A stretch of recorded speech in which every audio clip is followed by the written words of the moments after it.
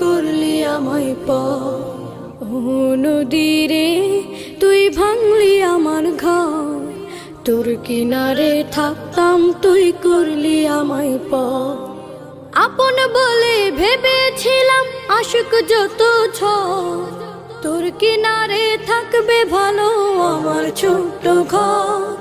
আপন বলে ভেবেছিলাম আশুক যত ঝড়, তোর কিনারে থাকবে ভালো আমার ছোট্ট ঘর। কিন্তু এমন করলি কেন বল,